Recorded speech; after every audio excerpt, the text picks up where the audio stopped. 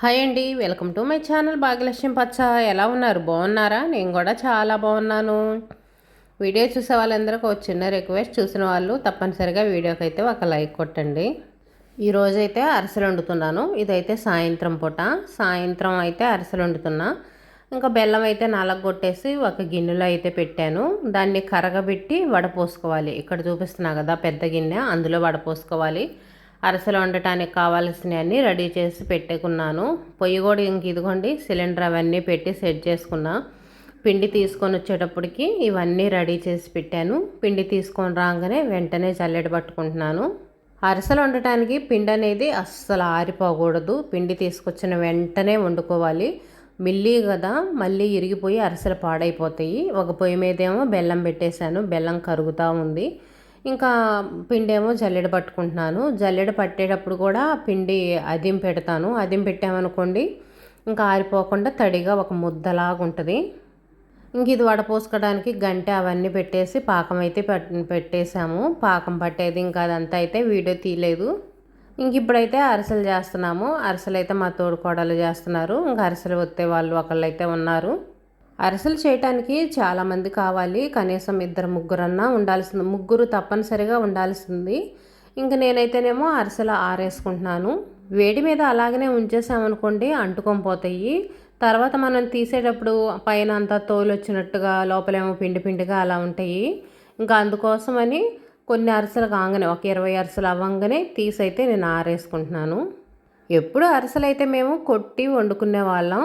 ఇప్పుడు కొట్టే వాళ్ళు కూడా రావట్లేదు. కొట్టేవాళ్ళు కూడా చాలా డబ్బులు అడుగుతున్నారు. ఇంకా అందుకోసం ఎందుకు ఇదంతా రిస్క్ అని చెప్పేసి ఇంకా మిల్లుకే వేయించుకొచ్చుకుంటున్నాం 2 సంవత్సరాల నుంచి. మిల్లు పిండి అరిసెలు కూడా చాలా బాగుంటున్నాయి. కొట్టినవి అయినా అలాగనే ఉంటున్నాయి, ఇవైనా సరే అలాగనే ఉంటున్నాయి. ఇంకెందుకు డబ్బులు వేస్ట్ చేసుకోవటము, మనకి శాఖరి కూడా ఎక్కువ అనుకోండి. అరిసెలు అయితే ఆరబెట్టేశాను.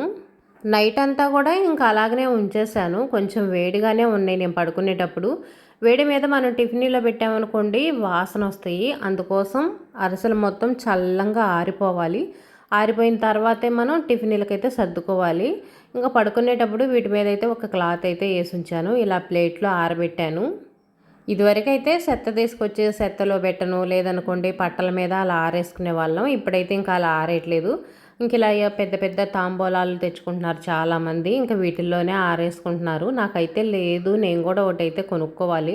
ఇవైతే అరిసెలు ఆరేసుకోవడానికి మనం కొంచెం ఎక్కువ ఒక మానెడు 2 మానికలు పులిహోర కలుపుకోవడానికి కూడా చాలా ఈజీగా ఉంటుంది. పులిహోర కలుపుకోవాలన్నా వేరే క్లాతులు ఎత్తుక్కోవటం ఇదంతా రిస్క్ లేకుండా చక్కగా కలుపుకోవచ్చు. బాగా వెడల్పుగా ఉంటుంది కదా, కలుపుకోవడానికి కూడా మనకు బాగుంటుంది. వినాయక చవితి అప్పుడు అలాంటప్పుడు మనం పులిహోరలు చేస్తుంటాం కదా ప్రసాదాలకి, ఇంకా అలాంటప్పుడు అయితే ఉపయోగపడిద్ది. ఇలా అరిసెలకు ఉపయోగపడిద్ది. అరిసెలు అయితే అన్నీ చాలా బాగా వచ్చినాయి. ఏదో ఒకటి అర అట్లా పొట్ల పగిలినాయి. ఇంకా మనకి ఒకటి అర పాడైపోతూనే ఉంటాయి, అన్నీ పర్ఫెక్ట్గా అయితే రావు. అన్నీ బాగానే వచ్చేసినాయి. ఇంకా అరిసెలు అయితే మొత్తం సర్దేసి టిఫిన్లకి అయితే పెట్టుకున్నాను. ఇంక ఇప్పుడైతే అంట్లు కడుగుతున్నాను. నైట్ అయితే అంట్లు కడగలేదు. మేము అరిసెలు వండటం మొదలుపెట్టేటప్పటికే రాత్రి 8 అయింది, అయిపోయేటప్పటికి 10 అయింది. ఇంకా బయట కసు ఊడ్చి ముగ్గేసి ఇంకా ఆ పనులు అయితే చేసి ఇంకా పడుకున్నాము. అంట్లు అలాగనే ఉన్నాయి. ఇంకా వంటగదిలో అదంతా ఆయిల్గా పడ్డది. ఇంకా అదంతా మొత్తం అలాగనే ఉంచేసాను. ఉదయం లేచిన తర్వాత ఇంకా అరిసెలు అవన్నీ సర్దుకొని ఇప్పుడైతే అంట్లు కడుగుతున్నా. అరిసెలు కూడా మొత్తం నేతిలోనే వండాను. నేతి అరిసెలేను. ప్రతి సంవత్సరం మేము నేతి అరిసెలే వండుకుంటాము. ఇంక ఈ సంక్రాంతి పండగకేనండి అరిసెలు వండుకునేది. ఇంకా మిగతా ఎప్పుడు అరిసెలు వండుకోము. ఈ పండగకి బెల్లం కూడా బాగా మంచి బెల్లం, అచ్చు బెల్లం అయితే వచ్చిద్ది. తర్వాత వచ్చే బెల్లం అంత బాగుండదు. అచ్చు బెల్లం వచ్చిద్దిలే కానీ ఇప్పుడు బెల్లం అంత టేస్ట్ అయితే రాదు. కొంతమంది మళ్ళీ వండుకోవాలి అనుకున్న వాళ్ళు ఇప్పుడే బెల్లం కొనుక్కొని ఫ్రిడ్జ్లో అలా అయితే నిల్వ స్టాక్ ఉంచుకుంటారు. ఇంకా నేనైతే మళ్ళీ వండను. ఇప్పుడు మా ఇంట్లో తీపి తినటమే చాలా కష్టం, తక్కువ తినరు. మా ఆయన ఒక్కడే ఇష్టంగా తింటాడు.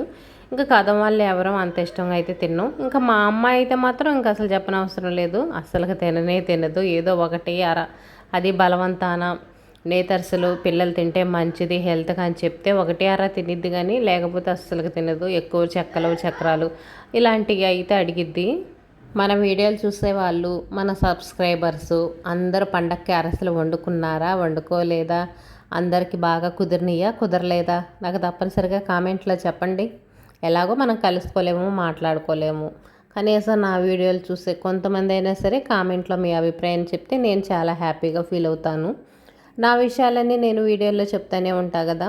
మీరు కూడా పండగకి అరిసెలు వండుకున్నారా లేదా, కొత్త బట్టలు తీసుకున్నారా లేదా, ఎలా ఉన్నారు ఏంటనేది కామెంట్లో అప్పుడప్పుడు చెప్తూ ఉండండి. నేను కూడా తెలుసుకుంటాను కదా, నేను కూడా హ్యాపీగా ఫీల్ అవుతాను. ఒక సిస్టర్ అయితే రెగ్యులర్గా కామెంట్ పెడతారు, చెల్లి చెల్లి అని చాలా ఆప్యాయతగా పిలుస్తారు. రమాదేవి సిస్టర్ ఇప్పుడైతే కామెంట్ పెట్టట్లేదు, పండగ పనుల్లో బిజీగా ఉన్నారట్టుంది. వాళ్ళు కూడా పండగలకి ఇలా స్నాక్స్ అవి రెడీ చేస్తూ ఉంటారంట. ఎవరన్నా అడిగితే ఇవ్వటం అమ్మటం అలా చేస్తుంటారంట. ఇంకా ఆ పనుల్లో బిజీగా ఉండుంటారు, అందుకనే ఇప్పుడైతే కామెంట్ పెట్టట్లేదు. లేకపోతే రెగ్యులర్గా కామెంట్ పెడతారు, చాలా ఆప్యాయతగా పలకరిస్తూ ఉంటారు. అంతే కదా, ప్రతి ఒక్కళ్ళు పండగ పనుల్లో బాగా ఫుల్ బిజీ అయిపోయారనుకోండి.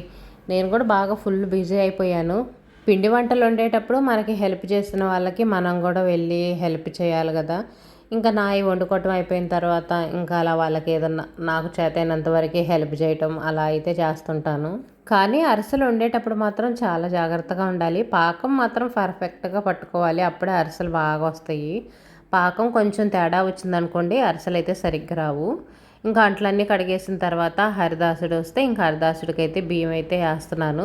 ఇంకా టిఫిన్ పని అవన్నీ అయిపోయిన తర్వాత ఇంక ఇంట్లో క్లీనింగ్ పని అయితే ఉంది. అరిసెలు వండాం కదా, ఇంకా అరిసెలు వండిన కాడ మొత్తం ఇంకా నెయ్యి అయితే చాలా పోయింది. ఒక పట్ట వేసుకోవాల్సింది, పొరపాటు చేశాను. ఇంకా గోధుమ పిండి ఇలా పిండేసి క్లీన్ చేసుకోవచ్చులే, మనం క్లీన్ చేయడానికి అంత కష్టపడాల్సిన అవసరం లేదుగా, మళ్ళీ పట్టలు అవన్నీ ఎందుకులని చెప్పి వేయలేదు. కాకపోతే చాలా నెయ్యి పోయింది, బండల నిండా మొత్తం అంతా ఖరాబ్ అయిపోయింది. ఇంకా ఇప్పుడు క్లీన్ చేస్తున్నాను. అదంతా తొక్కారనుకోండి మళ్ళీ ఇంటి నిండా అడుగులు పడతాయి, కాళ్ళు తుడుచుకునే పట్టలన్నీ మురికైపోతాయి. వండేటప్పుడు ఎవరైనా సరే ఒక పట్ట అనేది వేసుకోవడం చాలా మంచిది. ఇంకా పాలిష్ బండ్లు ఉంటాయి చూడండి, వాళ్ళైతే మాత్రం చాలా జాగ్రత్తగా ఉండాలి. బండలకు అసలు వేడి అనేది రాకూడదంట. నిన్న వండేటప్పుడు మా తోడుకోళ్ళు వాళ్ళు చెబుతున్నారు, ఏదో బండ్ల పగిలి ఇంకా చాలా ఇబ్బంది పడ్డారంట. అందుకనే మనం బండల మీద వండుకునేటప్పుడు కాక రాకుండా ఉండటానికి ఒక మొద్దు పట్ట లాంటిది కానీ పేపర్లు కానీ అలాంటివి వేసుకోవటం అయితే చాలా మంచిది. మొద్దు పట్ట లాంటివి అయితే మంచిదండి, కాకపోతే అందరికి దొరకవు అవి కాకపోతే ఏయో ఒకటి దొరికినాయి కొంచెం కింద బండలు అనేవి కాక రాకుండా ఉండే విధంగా వేసుకోవటం అయితే మంచిది. ఇంక ఇప్పుడు నేను ఆయిల్ మరకలన్నీ క్లీన్ అవటానికైతే గోధుమ పిండి చల్లాను. నైట్ పడుకునేటప్పుడే పిండి చల్లే పడుకున్నాను. ఇంకా అప్పుడు ఊడ్చి క్లీన్ చేసే ఓపిక అయితే నాకు లేదు, అప్పటికే 10 దాటిపోయింది. అందుకని పిండి చల్లేసాను. పిండి మొత్తం ఇంకా నూనె మొత్తం పీల్చేసుకునిద్దిలే అని. గోధుమ పిండి మాత్రం ఆయిల్ మరకల్ని బాగా పీల్చేసిద్ది అనుకోండి. ఆయిల్ పోయినప్పుడు దాని మీద పిండి చల్లామంటే పిండి మొత్తం ఆయిల్ పీల్చేసుకుంటుంది. ఈ చిట్కా అయితే మాత్రం మనకు బాగా ఉపయోగపడిద్ది. అలా కాకుండా మనం ఆయిల్ మరకలు పడ్డకాడ ఎంత సరుపు నీళ్ళు పోసినా ఎన్ని లిక్విడ్ పోసినా కానీ ఆ మరక అనేది పోదు. మనం ఎంత రుద్దినా ఆ మరక కనపడతానే ఉంటుంది. అలా కాకుండా ఇలా గోధుమ పిండి వేసి ఆయిల్ మరకున్న కాడ మొత్తం రుద్దేసి ఇలా చీపిరి తీసుకొని మొత్తం నీట్గా కసుగుడ్చామనుకోండి అసలు చాలా నీట్గా వచ్చిద్ది. నేనైతే ఎప్పుడు ఇలాగనే చేస్తాను. ఏమన్నా చెక్కలు చక్రాలు అలాంటివి వండుకున్నా కానీ ఇంకా ఆయిల్ పోతే ఇంక ఈ విధంగానే క్లీన్ చేసుకుంటూ ఉంటాను. చాలా తేలిగ్గా అయిపోయింది, ఎక్కువ కష్టపడాల్సిన అవసరం కూడా ఉండదు. కాకపోతే గోడలకి వాటికి ఎక్కువ మరకలు అంటుకోకుండా చూడాలి. బండలు అనుకోండి మనం ఇలా క్లీన్ చేసుకొని ఇంకా తర్వాత సర్పు నీళ్ళు పెట్టి తుడుచుకున్నామంటే శుభ్రంగానే ఉంటాయి. గోడలకు మరకలైనవి అనుకోండి పోవు, వాటిని క్లీన్ చేస్తామనుకోండి ఆ గోడలకు ఉన్న మరకలు అవన్నీ పెయింటింగ్ అవన్నీ పోతూ ఉంటాయి. గోడల మీద మరకలు అవ్వకుండా కింద బండ్ల మీద మరకలైనా సరే మనం ఈజీగా క్లీన్ చేసుకోవచ్చు. కాకపోతే ఏదన్నా కింద ఒక పట్ట లాంటిది కానీ 2-3 పేపర్లు వేసుకొని పిండి వంటలు వండుకోవటం కానీ మంచిది. ఇదైతే మొత్తం ఊడ్చేసాను కానీ తుడిచేది మాత్రం వీడియో తీయలేదు. ఇంకా వేరే వాళ్ళకి చెప్పాను కదా, మనకు పిండి వంటలు వండటానికి వచ్చిన వాళ్ళకి మా వాళ్ళకైతే ఇంకా హెల్ప్ చేద్దాంలే అని చెప్పేసి వెళ్ళాను. అందుకని ఇంకా ఉదయం అయితే బండ్ల తుడటం అయితే కుదరలేదు. ఇంక ఇల్లు మొత్తం కసులు ఊడ్చేసిన తర్వాత సాయంత్రం తుడిచాను బండ్లు. కాకపోతే బండ్లు తుడిచేటప్పుడు ఇంకా వీడియో తీయలేదు, మర్చిపోయాను. ఇంకా డాబా మెట్లు ఉన్నాయి కదా, ఇంకా మెట్లు క్లీన్ చేస్తున్నాను. ఇంక ఎప్పుడైతే గుర్తుకొచ్చింది ఉదయం వీడియో తీసుకోలేదు కదా ఇల్లు తుడిచేటప్పుడు అది అని, ఇంకా అందుకోసం అయితే ఇప్పుడు వీడియో తీస్తున్నాను. డాబా మెట్లు బూజు దులిపేటప్పుడు డాబా మెట్లు కూడా తుడిచేసాను. కాకపోతే ఇంకా మళ్ళీ ఇప్పుడు దుమ్ము పట్టేసినాయి.